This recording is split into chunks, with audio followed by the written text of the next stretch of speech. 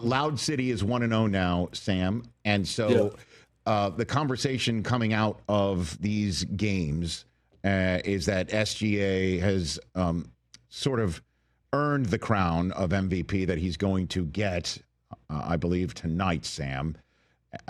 But the question is he getting too much of the benefit of the doubt and whistles that the Nuggets thought he did not deserve and was flopping for? What's your 2 cents on this subject matter with Shai Gilgeous-Alexander, Sam? Yeah, I mean, it's a tricky conversation. Incredible player. You kind of alluded to it before I hopped on, and I don't have the numbers in front of me. The one thing that gets lost in the conversation and amidst, all the frustration about how often he goes to the line is that for me, the saving grace, or at least one of them, is that the numbers will tell you, like, this dude is attacking the paint at a rate that is elite. And in terms of, like, the actual percentage of time that he goes to the line in relation to attacking the rim and attacking the paint. I earlier in the season, I had compared him to Jimmy Butler, and it's like Jimmy's rate, is far greater than SGA's. And so the point is that he is the way he plays is advantageous on that front because he can obviously finish and get the job done without the whistle. But he also has become, we call it a foul merchant, call it a free throw merchant, call it just crafty. He's become very adept at also getting the whistle. That play, I think third quarter last night when Edwards is guarding him on the left side and he drives, and it was kind of SGA all in one play where he finished with that floater off the glass and also got the call, and that's what he's been doing all year. That's why he's going to be MVP. And it doesn't make me as mad as others. Honestly, aesthetically, it's not to me as bad as like peak James Harden. But I get it because it certainly affects the viewing experience for fans. Yeah, he had 14 free throw attempts in game one, Sam. The rest of his teammates a combined 12. Yeah. So, and you could already see Chris Finch choosing his words carefully when it comes to the whistles and the frustration that the Timberwolves were definitely showing. I don't think it's going to change until maybe they get to Minnesota. I don't know. So what do you think the Timberwolves' approach to game two will be differently?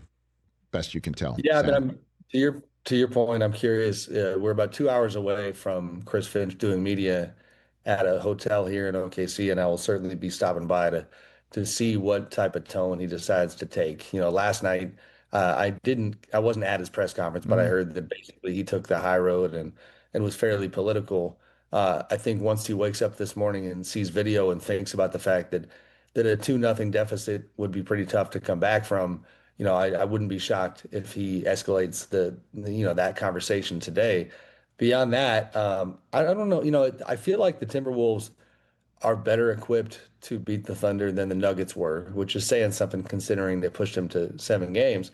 But the Julius Randle first half versus second half was, the story of last night. And I don't know what that means for the rest of the series because, he's not going to be Karl Malone in his prime all the way through, and they can't count on that. And they just didn't have enough. Ant wasn't, fantastic. That Thunder defense, I mean, it is a star player soul sucker. You know what I mean? Like it did it to Joker.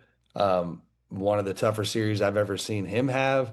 And Ant, he had this energy yesterday, this kind of alpha male. And I'm, really like, I'm going to show you that I'm better than SGA edge to him. And it didn't matter. It just didn't. He just couldn't do enough. So I'm not sure exactly what they need to do. Well, I mean, you could see that Oklahoma City being long and tall, certainly on the perimeter, right? Two-way players all over the place, big men underneath. You could see that's already a blueprint that other teams in the association are following, right? You could take a look at, say, again, we'll turn to the Knicks in a second. You look at the Pistons, for instance, right?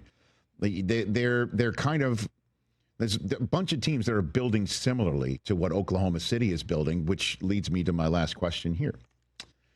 Have we gotten out of they're going to be in the business for Giannis woods because of how they're doing right now, Sam? Yeah, I mean, I poked around on that the other day and got like a fairly firm, like, no, that's not what we're doing. Like we're trying to be contenders for a decade. And no offense to Giannis, but he's not he's still only 30, but he'll be a 40-year-old in a decade. That's my, Sac State math here.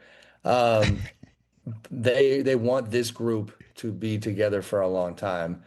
And it's hard to not assume, and I've gotten some of these indications that, that not to go too big picture, but that it is, at least partly informed by the kind of the origin story here, right? The fact that James Harden getting traded to Houston because they couldn't get that extension worked out back in 2012.